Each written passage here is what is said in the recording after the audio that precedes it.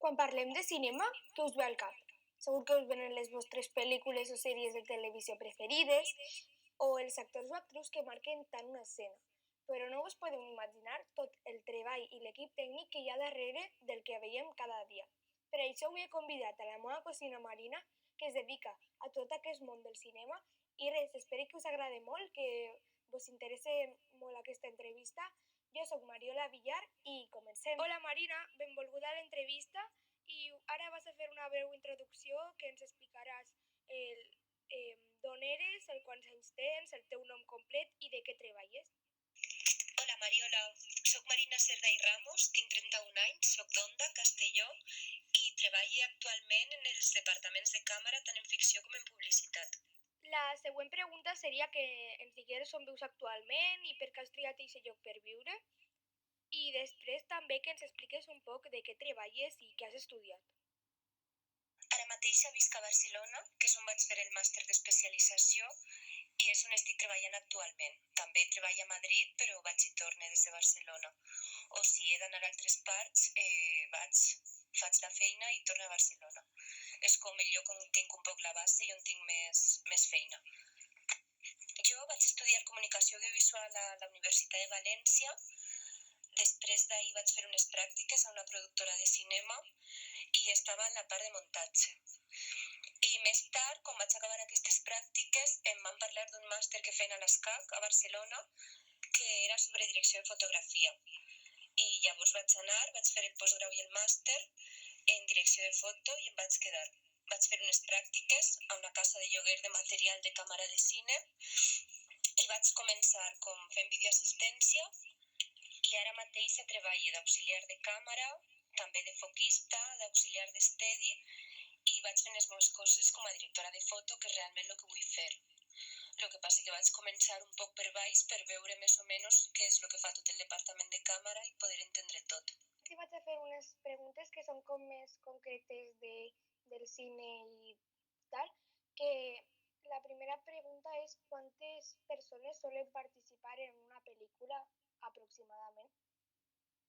En una pel·lícula, a veure, depèn molt del tipus de projecte que és, si és gran, el pressupost, si se necessiten molts actors, si no, però en una pel·lícula de pressupost més o menys alt, entre 200 i 300 persones segur. Després tens la part, o sigui, estan els curts, que poden ser pues, entre 10 i 70 persones també.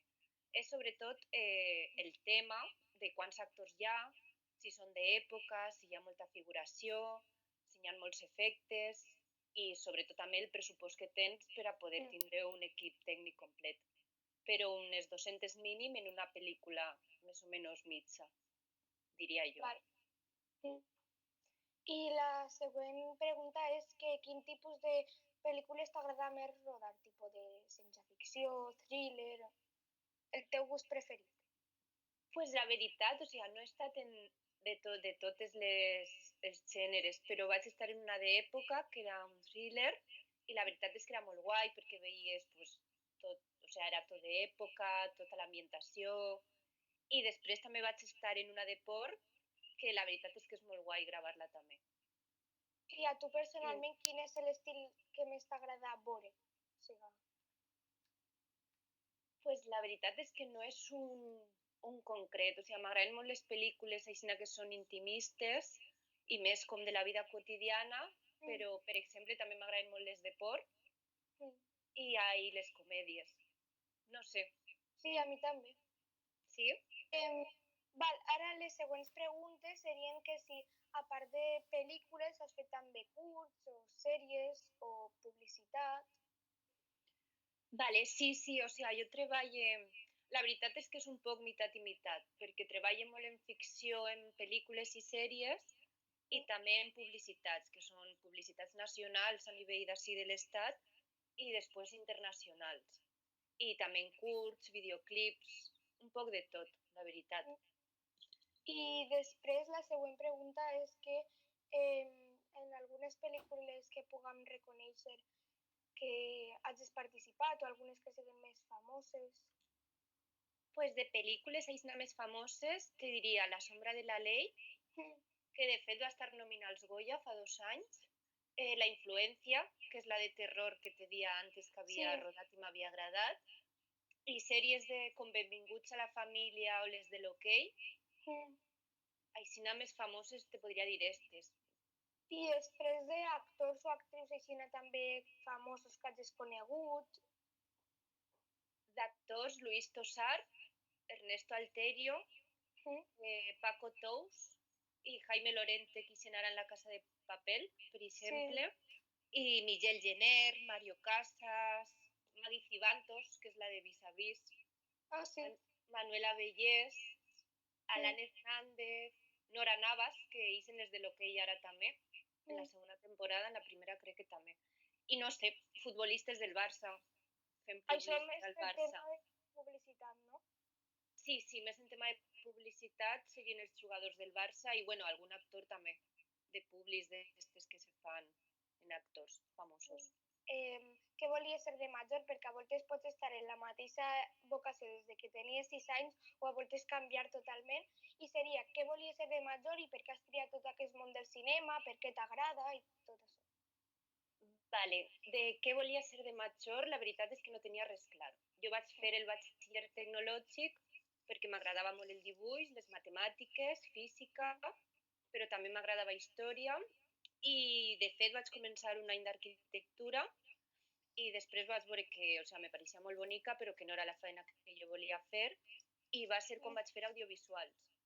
I suposo que el món del cinema era perquè m'agradava el cine, vaig començar totes les optatives de cine i després me van contar lo del màster aquest que feien en l'ESCAC i vaig anar, perquè m'agradava molt la part de foto del cine. Suposo que va ser així, no? I tu, parlant un poc del tema de les dones en el cine, tu eres una dona que se dedica al cine, que treballa d'això.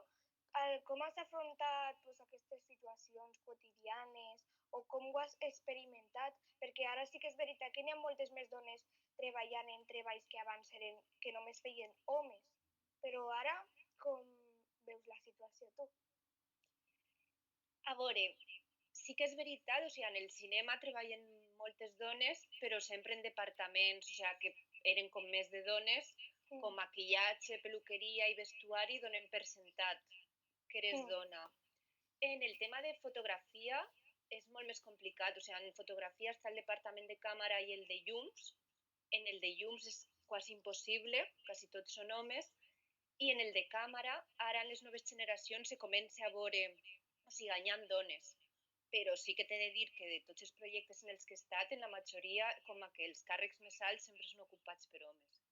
Crec que és més difícil, que ara com que entrem a treballar en aquests departaments i cada vegada hi ha més dones, però clar, les generacions anteriors segueixen sent homes i són els que en teoria tenen més experiència i bueno, sí que crec que has de demostrar més, sobretot si eres dona i jove, has de demostrar. Jo no he tingut cap problema mai en la gent del meu departament, però sí que l'he vist, sí que he vist en comentaris de ai, que eres de vestuari, no sé què, no sé quantos, hasta que no te coneixen. Sí, micromasclismes que te sorgeixen. Sí, exacte. I sí que és veritat que jo quan vaig fer el màster, la meitat érem xiques i la meitat eren xics. Però, per exemple, 4 anys antes, que una dona estiguera en el màster de foto era més raro. Sí, cada vegada avancem més. Sí, però encara queda molt. Val, doncs, moltes gràcies, Marina, per aquesta entrevista tan meravellosa, perquè m'ha agradat molt. I res, espero que et vagi molt bé, que estigues bé i a veure quan ens podem veure algun dia d'estes. I adeu. Adeu, moltes gràcies a tu i espero que vos servisca molt. Adeu. Adiós.